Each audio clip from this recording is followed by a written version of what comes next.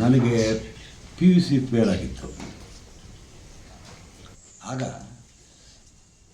ನನಗೆ ನಾನು ಕತೆ ಬರೆಸಿದ್ದೆ. ಅವಾಗ ಆರಂಭದ ಕಥೆಗಳು ಅಲ್ಲೇನಿತ್ತು ಅಂದರೆ ಸೂರಮಕಾಂತ ಅಂತ ಕಥೆಗಳನ್ನ ತಿದ್ಕೊಡ್ತಿದ್ರು. ನನಗೆ ತಿದ್ಕೊಡ್ತಿದ್ರು ಒಂದು ಸೆನ್ಸ್ ಅಭಿಪ್ರಾಯ ಹೇಳ್ತಾಯಿದ್ರು. ಓದೋದನ್ನ ಇಂಥದ್ದು ಓದಪ್ಪ ಅಂತ ಹೇಳ್ತಿದ್ರು. ಚಿಕ್ಕ ಹುಡುಗ ನಾನು. ಮಾರಿಕೊಂಡವರು ಕಥೆಯನ್ನು ಆಗಲೇ ಬರ್ತದೆ. ನಾನು ಮೊದಲನೇ ಕತೆ ದ್ಯಾವನ ಸರ್ಕಲ್ ಅಂತ.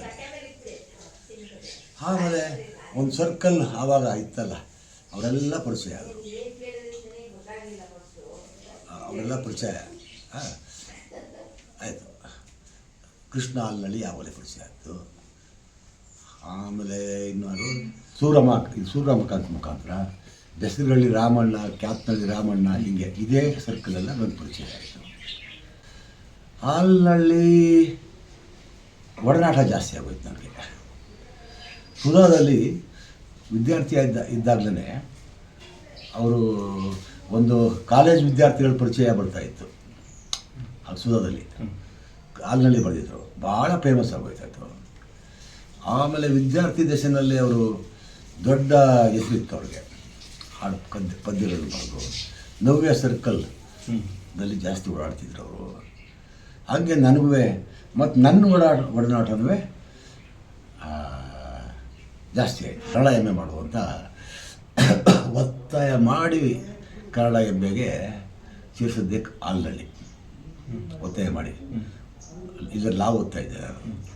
ನಮ್ಮ ಅಪ್ಪನಾಸೆ ಲಾ ಓದೋದು ಅಂತಿತ್ತು. ನಮ್ಮ ಅಪ್ಪನಾಸೆ ಲಾ ಓದಬೇಕು ಅಂತಿತ್ತು. ಆದರೆ ನಮ್ಮ ಅಪ್ಪನಾಸೆಗೆ ಏನು ಧ್ವಂಸ ಮಾಡಿ ಕನ್ನಡ ಎಮ್ಮೆ ಸೇರಿಸಿದ್ದು ಹಾಲ್ನಳ್ಳಿ. ಒಂದು ರೀತಿ ಕೇರ್ ತಗೊಳ್ತಿದ್ರು ನನ್ನ ಬಗ್ಗೆ. ನನಗೇನು ಅರ್ಥ ಆಗಲ್ಲ, ಇವನ್ನ ಸರಿಯಾಗಿ ನೋಡ್ಕೊಳ್ಬೇಕು, ಇವನೊಳಗೆ ಬಚ್ಚರ ಇಲ್ಲ ಅನ್ನೋ ಭಾವನೆ ಇತ್ತು. ಸ್ಪರ್ಧೆ ಇವನು ಒಂಥರ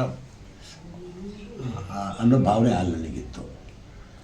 ಆಮೇಲೆ ನೋಡಿ, ನಾನು ಆಗಾಗ ಅವ್ರ ರೂಮ್ಮೇಟು ಆಗ್ತಿದ್ದೆ ಅವಾಗ.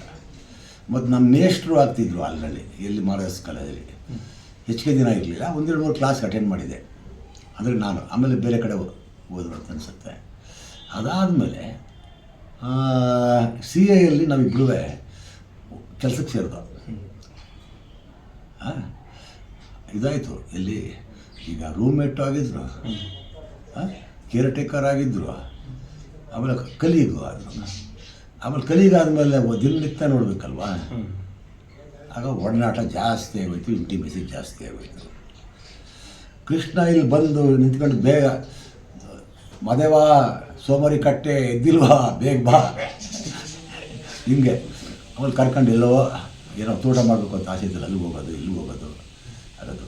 ಮತ್ತು ಇಲ್ಲೆಲ್ಲೋ ಕಳಿಸಿದ್ರು. ಅವ್ರು ಸಾಹಿತ್ಯ ಸಂಬಂಧಕ್ಕೆಲ್ಲ ಕಳಿಸಿದ್ರು. ನಾವು ಒಯ್ದಿರಲಿಲ್ಲ. ಮಾದೇವ ನಿಮ್ಗೆ ಗೊತ್ತಾಗಲ್ಲ, ಅಲ್ಲಿ ನಮ್ಮನ್ನೆಲ್ಲವೇ ಅಶ್ವಿನಿ ದೇವತೆಗಳ ಥರ ನೋಡ್ಕೋತಾರೆ, ಬಾಪ ಬಾ ಬಾ ಅಂತ ಹೇಳೋರು. ನನಗೆ ಯಾಕೋ ಗದ್ದಲಕ್ಕೆ ಹೋಗೋಕ್ಕೆ ಇಷ್ಟ ಆಗ್ತಿರ್ಲಿಲ್ಲ. ಆಮೇಲೆ ಸುಮಾರು ಸರ್ಕಲ್ಸು ರಾಜಕಾರಣಿಗಳಲ್ಲೂ ಒಟ್ಟೊಟ್ಟಿಗೆ ಫ್ರೆಂಡ್ಸ್ ಇದ್ದರು, ನಮಗೆ ಪರಿಚಯದವರಿದ್ದರು. ಹೀಗೆ ಒಡನಾಟ ಜಾಸ್ತಿ ಇತ್ತು. ಬೇಜಾರಾಗುತ್ತೆ. ಯಾಕಂತಂದರೆ ತನ್ನ ಕೈಯಾರೆ ತಾನೇ ಸತ್ರು ಅವರು ಅಂತ ಅನಿಸುತ್ತೆ. ಬಟ್ ನಮ್ಮಿಬ್ಬರ ನಡುವೆ ಕೃಷ್ಣ ಸಿಂಗುಲರಲ್ಲಿ ಮಾತಾಡ್ತಿದ್ದು, ನಾನು ಮಧ್ಯ ಬಹುವಚನ, ಸಿಂಗುಲರು ಮತ್ತು ಕೆಲಸ ಅಣ್ಣ ಅನ್ನೋದು, ಈ ಥರದ್ದೆಲ್ಲ ಸಂಬಂಧ ಇತ್ತು. ಸೊ ಅವ್ರು ತೀರ್ಕೊಂಡಿದ್ದೆ. ನಾನು ಒಂದೇ ಒಂದು ಮಾತಾಡಿದೆ. ಅಂದರೆ ಸುಮಾರು ದಿನ ಮಾತಾಡಲಿಲ್ಲ. ಪ್ರೆಸ್ನವ್ರು ಕೇಳಿದ್ರೆ. ಕೊನೆಯಲ್ಲಿ ಒಂದು ಸಭೆ ಆಯಿತು, ಅಲ್ಲಿ ಹೋಗಿದ್ದೆ. ಮಾತಾಡೋಕ್ಕಾಗಲಿಲ್ಲ ನನಗೆ. ಒಂದು ಮಾತು ಹೇಳಿದೆ, ಅದು ಇನ್ನೊಂದು ಸ್ವಲ್ಪ ಮಾತಾಡಿರ್ಬೋದು. ಮುಖ್ಯವಾಗಿ ಏನಪ್ಪ ಅದು ಅಂತಂದರೆ, ಹಾಲ್ನಳ್ಳಿ ಇಲ್ಲ, ನನ್ನೊಳಗಿನ 50 ಇವತ್ತು ಇಲ್ಲ ಅಂತ ಹೇಳಿದೆ. ಯಾರು ಬೇರೆ ಕಡೆ ಎಲ್ಲ ಮಾಡ್ತಾರಲ್ಲ, ರಂಪಾಟ್ಗಳು ಮಾಡ್ತಿರ್ಲಿಲ್ಲ. ಏನು ನನಗೇನು ಅಂತ ಗೊತ್ತಿಲ್ಲ, ನಾನು ಚಿಕ್ಕವನು. ಮತ್ತು ಅವ್ರು ದೊಡ್ಡ ಫೇಮಸ್ಸು, ಆದರೆ ನನಗೂ ಒಂದು ಹೆಸರಿತ್ತು, ಸಣ್ಣ ಪ್ರಮಾಣದಲ್ಲಿತ್ತು. ಓಕೆ, ಇಲ್ಲ ಅಂತಲ್ಲ. ಅದೇ ನಾನು ನೋಡಿದ್ರೆ ಒಂಥರ ಮೃದುತ್ವ ಜಾಸ್ತಿ ಆಗ್ತಿತ್ತು ಅವ್ರಿಗೆ. ಆಮೇಲೆ ಇನ್ನೊಂದು ಒಂಥರ ವಿನೂತಾಗೂ ಕೃಷ್ಣಗೂ ಜಗಳ ಸ್ಟಾರ್ಟ್ ಆಗುತ್ತೆ. ಏನೋ ಮುನಿಸ್ಕೊಂಡೇನೋ ಕೋಪದಲ್ಲಿ ಹೊರಗಡೆ ಬಂದ್ಬಿಡ್ತಾರೆ. ಆಗ ನಾನು ಹಾಲಿನ ಜೊತೆಲಿ ಅವ್ರ ಮನೆಗೆ ಹೋಗ್ತೀನಿ. ವಿನೂತ ಭಾಳ ದುಗುಡದಲ್ಲಿ ಕೂತಿರ್ತಾರೆ.